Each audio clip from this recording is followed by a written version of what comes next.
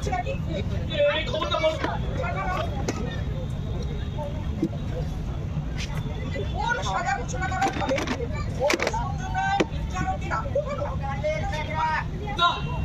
আমার তো বিচারের সিদ্ধান্ত নেওয়ার সময় অনেক ভুল থাকতে পারে। যদি আরে বাবা 10 বছর হলো তুমি রিটায়ার করেছো, এটা ভাবছো না?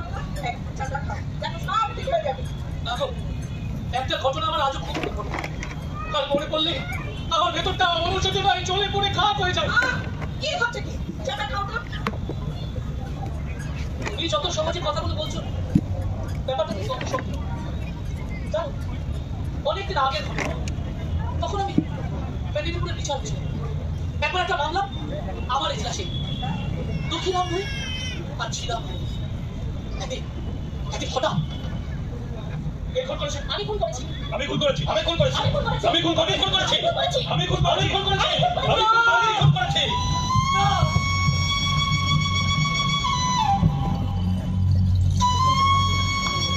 ওই যে দাঁড়ায় নতশীল মুখ সবে লাল মুখে লেখা শুধু শত শতাব্দী বেদনার করুণ কাহিনী। নাহি ভৎসব দৃষ্টি, নাহি নিন্দে দেবতার শরীর, মানবের নাহি যায় দোষ, নাহি জানে অভিমান, শুধু দুটি অন্য গুটি কোনো মতে কষ্টক্লিষ্ট প্রাণ রেখে দেয় বাঁচায়। বিচার করে তারই সাজে সোহাগ করেছে।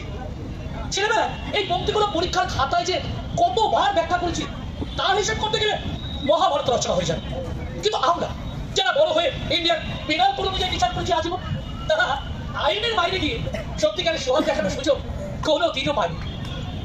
দুঃখীরাম দুই আর ছিলাম দুই ভাই পরিবার, একেবারেই নিম্নবিত্ত। ওই কোন রকমে দিন মজুরি করে পেট চলত। দুই ভাই একই বাড়িতে থাকতো। সকাল থেকে দুই ভাইদের স্ত্রীর মধ্যে শুরু হয়ে যেত ঝগড়া। দুই ভাই সকালে কাজে যাওয়ার সময় সেই ঝগড়া প্রত্যক্ষ করত, আবার সন্ধ্যাবেলায় ফিরে এসে সে একই সমস্যার মুখে। ফলে তাদের মনে এই কলহ কখনো কখনো স্পর্শ করলেও সেটাকে তারা খুব অসুবিধা বলে গণ্য করতো না। ও হ্যাঁ, তাদের এই কলহ কন্দল পাড়াযুক্ত লোকেরও বেশ অভ্যেস হয়ে গেছে।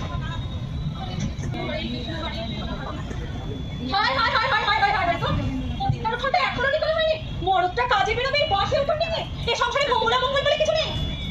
বলি কোন বাড়ি ঘোরাতে বার পর্যন্ত ঘুমায় শুনি। আমি ঘুমালে কার বাপের বিয়ে?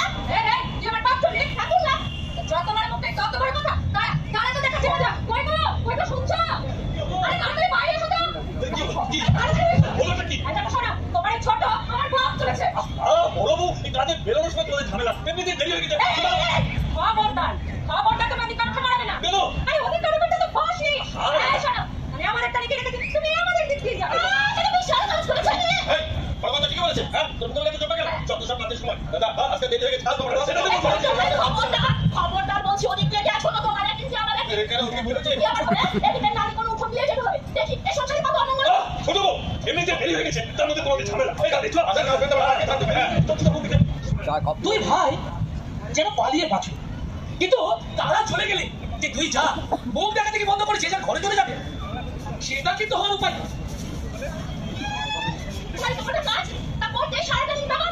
আর মুখের বেলায় দেখো সামনে বলে ও কাজ আমি এক নিমেষে করতে পারি না। এই চল তোর বুক নেই আমার ঢের দেখা আছে। সারাদিনের মধ্যে কাজ বলতে দেখতে খাওয়া ঘুমানো আর কি করে আর একটা রাত দিস আমার কি রাত এই সব করবো। তোদের মনে হচ্ছে রাজভোগ রান্না হয়।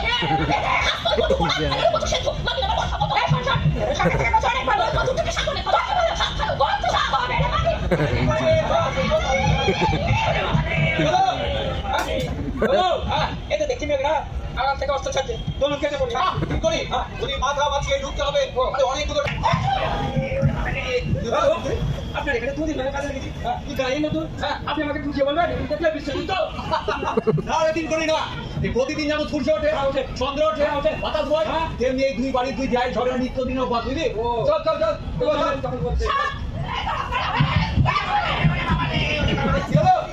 বাবু আপনি আমাকে মেরে দিচ্ছেন। আমি চলো কি করি?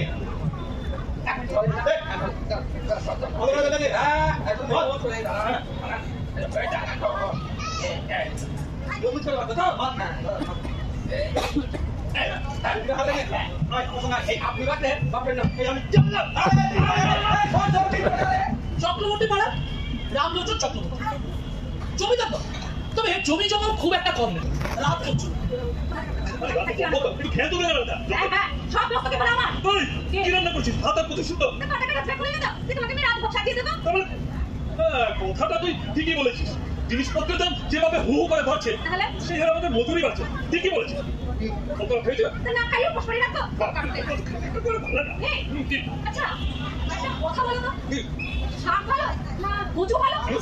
সে একই প্রশ্ন ছোট বোন চন্দনের মুখে। দাঁড়াও, খুব তো শাক দিয়ে ভাত দিয়েছো, আগে বলো এই শাক ভালো না কচু?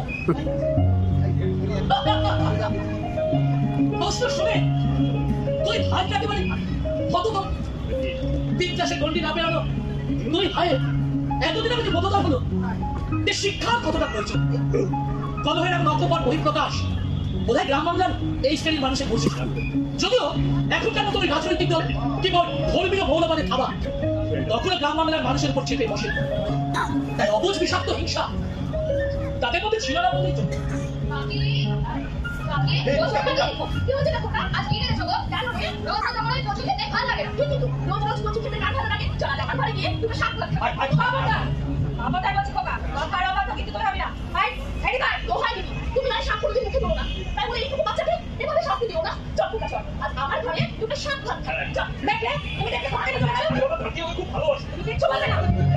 এবারে না একটু কাজ বেশি ছিল, বুঝলে? বলছিলাম কি বলো না, কি বলছিলে? আমার জন্য কি এনেছো? আমার জন্য কি এনেছিল? ওখানকার জিনিসপত্রের দাম জানিস? টাকা খতেই সব খতম। ভালো করে রোজগার করতে আমার কি দরকার? সে করিবে তোকে দেবো নাকি? না, ওই কথা আমি চাচ্ছি না। আরে কিন্তু এই ঘরে বউ ফেলে ওই দুর্দেশে করতে করতে যাওয়ার ব্যাপারটা বেশ ভালোই লাগছে। বলো ভাগে আমি বাড়ি ছুটতে করতে পারি? হ্যাঁ, আর তুই সারাদিন তো বাড়ি চলে বেড়াস, ঘাটে গিয়ে কাশি মতন করে মেয়েদের বাড়ির সাথে। আচ্ছা আচ্ছা, ওই মাটি তাহলে সব কথা কানে তোলা হয়েছে না? বড় বউ দেখো বলছি আমি আমাকে বাড়ি ছুটতে করতে পারি। ছোট ঠিক এতদিন পর বাড়ি ফিরলো। কটা দিন বিশ্রাম তো তুমি তোমার ঠাকুরকে দিতে দাও না দিদি। কি বললি মানে?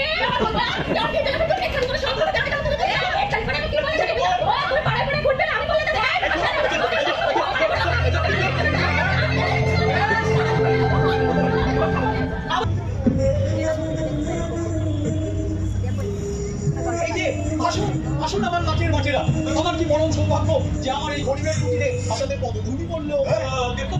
এইভাবে কথা বলছেন কেন? কি ভাবে কাল অতবার করে খবর পাঠালাম, তো বাবুদের একবার আসবার সময় হলো না।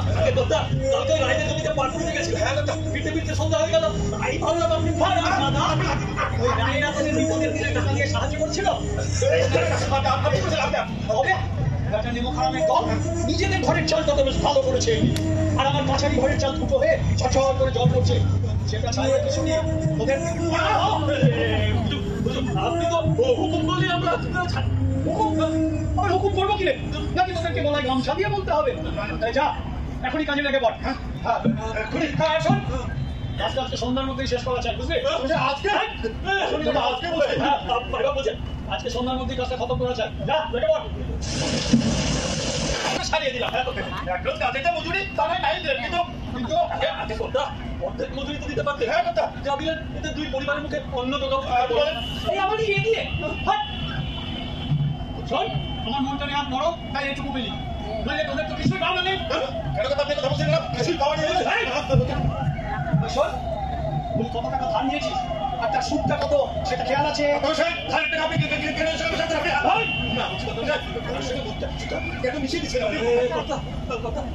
আমরা তো খেয়ে না খেয়ে প্রতি মাসে আপনার ধার শোধ করি। মুখে মুখে তর্ক না। ঠিক আছে ঠিক আছে, তোদের সব পাওনা গন্ডা আমি কড়াই গন্ডায় শোধ করবো।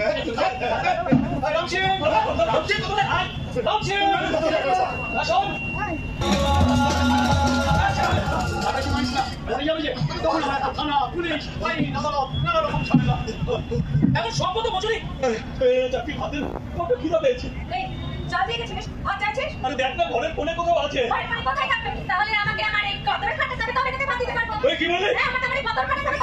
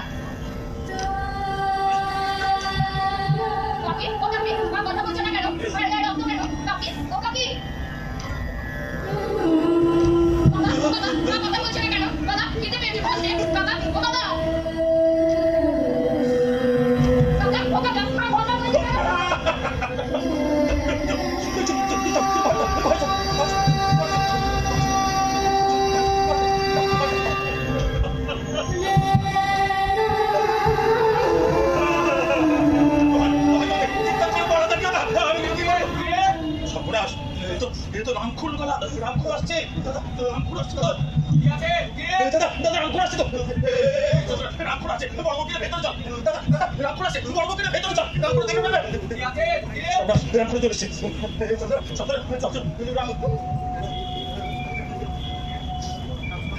কি আছে ঢুকিয়ে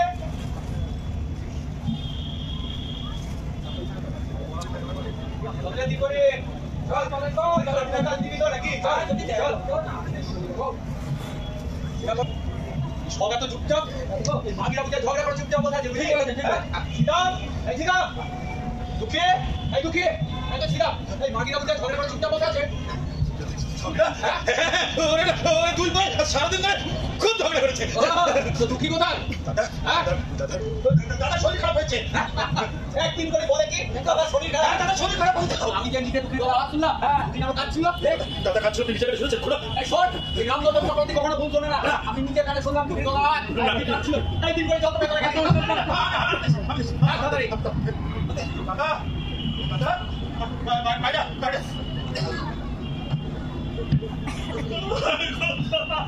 বাবা দুঃখে যদি ফেলে কোথায় তো কাজ চলে না এদিকে শুনে বল আমার ঘুরাতে আজ না দাও মত ওখানে আরে ছোট লোকের দল গোটা ঘরে নোংরা করে রেখেছে এদিকে করে দশটা যাও তো ঠিক আছে কি বাবা আরে এখানে যা ও হ্যাঁ দিয়ে আরে সবগুলা কিন্তু রক্ত রে একদম এই কাজা কাজা রক্ত উঠে গেল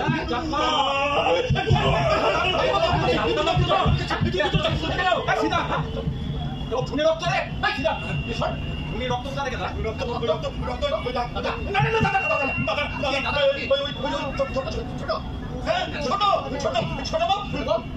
ছোট বাবু বড় ভাই মাথা পুরো কম বসে গেছে সব ফোন বলে কি রে এই পড়ে নিত বল পড়ে নিত পড়ে গেছে চল তুমি কেটে পড়ি তাহলে আদালতে এই সাত কোটি দিয়ে জীবন যাবে চল চল চুপ করে বাঁচতে দে আমি ছোট ব্যক্তি করে বাঁচাবো এই দশটা কিছু করে বাঁচাই এই লাস্টটা কোথায় রেখেছিস চল কোথায় রাত লুকিয়ে রেখেছিস চল চল চল বেটা চল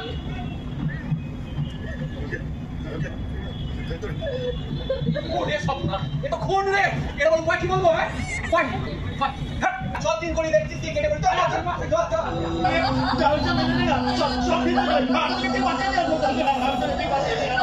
হ্যাঁ আমি যেভাবে বাঁচিয়ে রেখেছো এটা ঝগড়া করে সবাই তুই আমাকে বিশ্বাস করছো না আমরা কি দেখি সবাই দেখছি তোমাকে দেখি সেই তুমি যখন আমি না করে বাবা বাড়ি চলে গেছিলাম আর ফির বলা বলে প্রতিজ্ঞা করেছিলাম তখন আমাকে ঠিক আছে শুরু করতে কত চোখে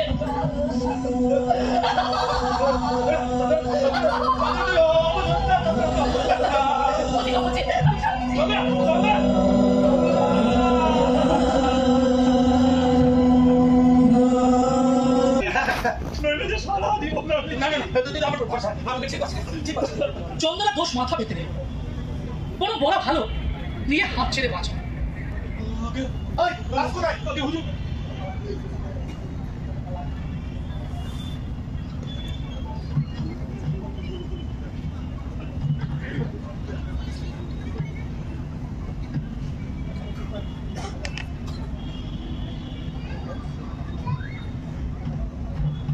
তুমি খুন করেছো হ্যাঁ আমি কি করেছি কেন খুন করেছো তাকে দেখতে পারতাম না তাই স্ট্রেট তাকে দেখতে পারতে না বলে খুন করেছো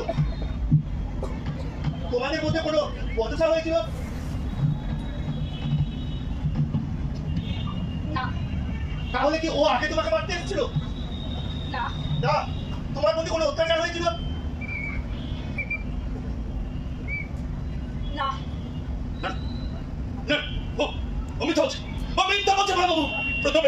প্রথমে বড় বাবাকে দাদির বাড়িতে আছি তারপর ছোট করুন দিয়ে হঠাৎ করে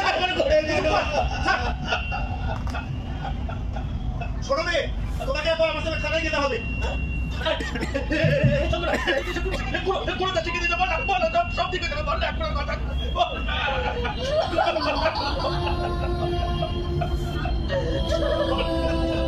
আমি তোমাকে ছেড়ে আমার নবযৌবন নিয়ে এই ফাঁসি কাটতে বরণ করলাম আমার জীবনের শেষ বন্ধন তার সাথে তোকে নিয়ে এসো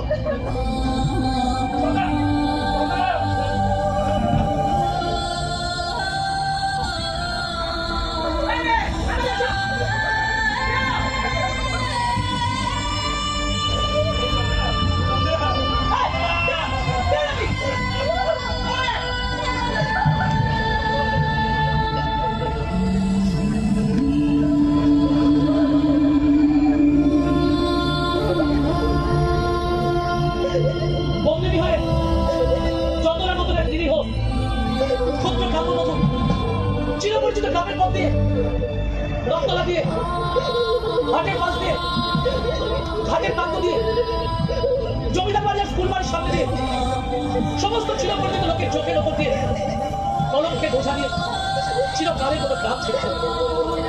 বলে গেস্ট ফাইট করে এটা শুনো আমার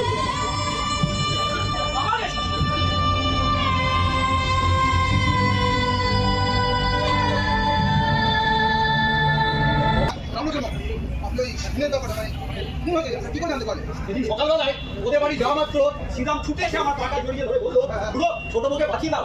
বললাম কেন শ্রীরাম, কি হয়েছে? বললো তুই বোন ঝগড়া করতে করতে ছোট বউ কোন দিয়ে হঠাৎ বড় বউয়ের মাথায় কোপ বসিয়ে দেয়।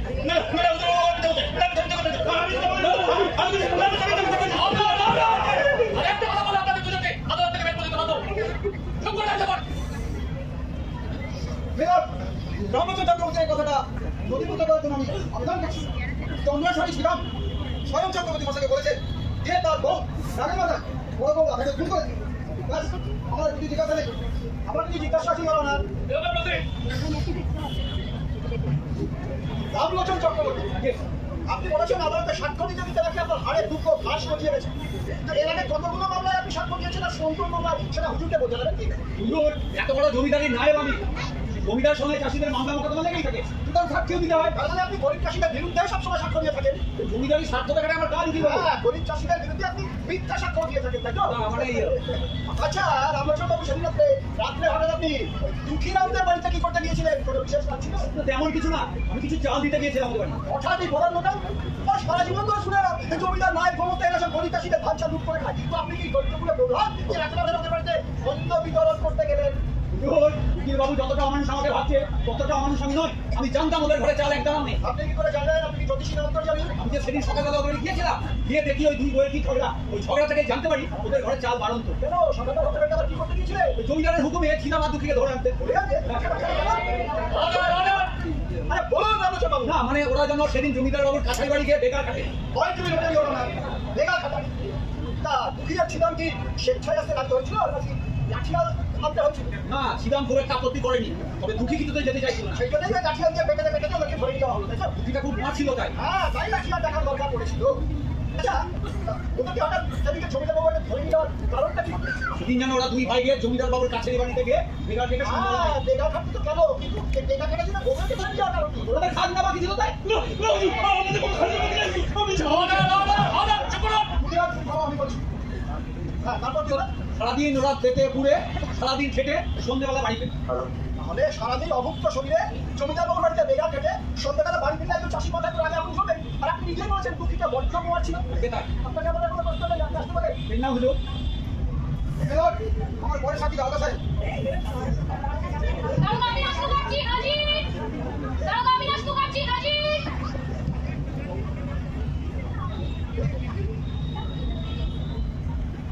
যাহা বলিব সত্য বলিব, সত্য বলি মিথ্যা বলিব না। যাহা বলিব সত্য বলিব, সত্য বলি মিথ্যা বলিব না। দাদা সাহেব ওই আপনার সাহেব যেখানে খুন হয়েছে আপনি কিভাবে জানেন, মানে কি দেখলেন? আমি গিয়ে দেখি খুনি চন্দ্রের হাতে রক্ত মাখা পুরুষ, শাড়িতে চাপ চাপ রক্তের দাগ। আমার কোনো প্রশ্ন নেই, আমার কিছু জিজ্ঞাসা ছিল না। দারোগা সাহেব, আপনি সেদিনকে এই খুনের খবরটা কার কাছ থেকে পেলেন? ডাইরেক্ট মশাই দৌড়াতে দৌড়াতে গিয়ে খবরটা দেখ। খবরটা পাওয়ার কতক্ষণ পর আপনি অফিস তলায় সম্পত্তি ধরেন? কাল 10 মিনিট।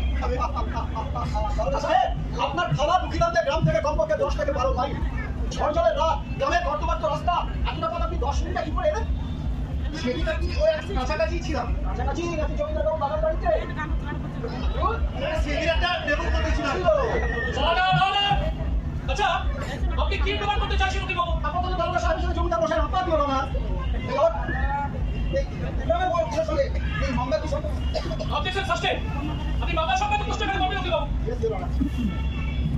আচ্ছা দারোগা সাহেব, আপনি একটু আগে বলেছেন আপনি চন্দ্রার হাতে রক্ত মাখা পুরুষ রেখেছেন আপনার শাড়িতে ছাপ ছাপ রক্তের দাগ।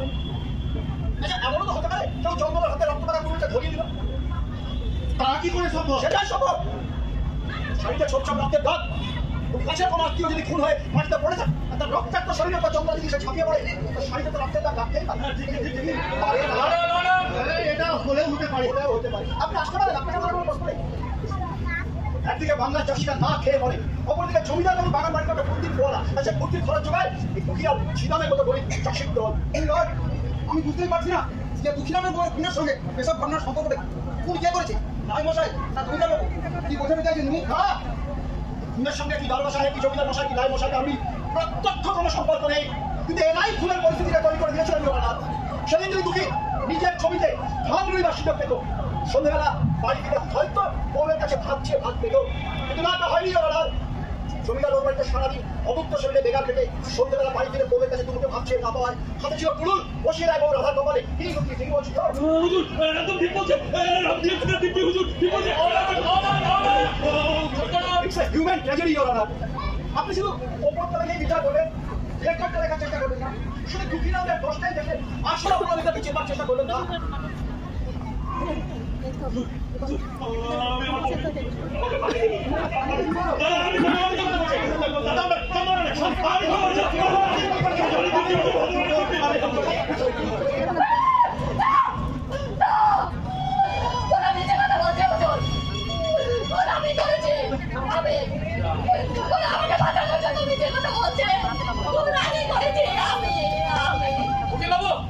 আপনার সব চেষ্টা কি থাকে?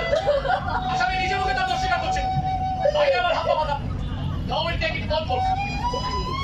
আসামি চন্দ্র মাসি, আপনি কি দোষ স্বীকার করছেন তার শাস্তি দেবেন? তার শাস্তি হলো ফাঁসি। সব জেনে আপনি দোষ স্বীকার করছেন।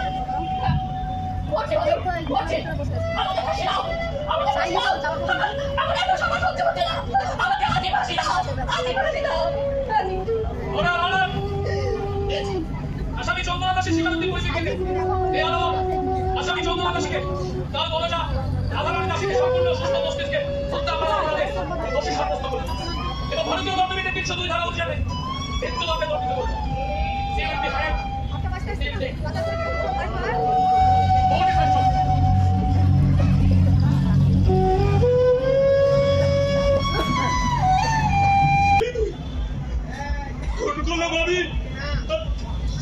ফাঁসিতে চড়বি তুই, আমাকে কি শাস্তি দিবি ছোট? তুই নই, শাস্তি দিয়েছে আমাদের। যেদিন বড় বউ খুন হয় সেদিন মুখ ফসকা করে ফেলেছিলেন না, বউ চলে গেলে বউ পাবো, কিন্তু ভাই ফাঁসি গেলে ভাই পাবো না। ওই একটা কথার জন্য আমার শাস্তি। পুরুষ মানুষকেই টানে, তারই পক্ষ নেয়। মেয়ে মানুষের পেটে জন্মালেও মেয়ে মানুষ তার কেউ নয়। চলো হাসির আগে তুমি কি কারোর সঙ্গে দেখা করতে চাও? বলো চন্দ্রা, কাউকে দেখতে চাও? কাউকে দেখতে চাও না? বলো। একবার আমার মাকে দেখতে চাই।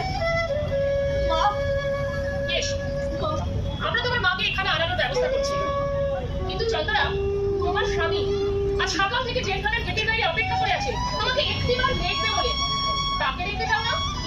তোমার স্বামী চন্দ্রা, তাকে দেখতে ইচ্ছে করে না? মরণ।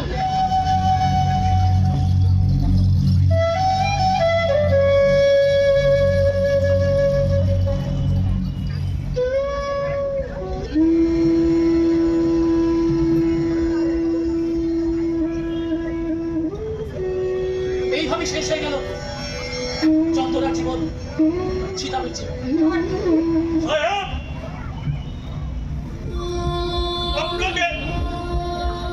আপনাকে আমি কতবার বলেছি সাহেব, আমি খুন করেছি।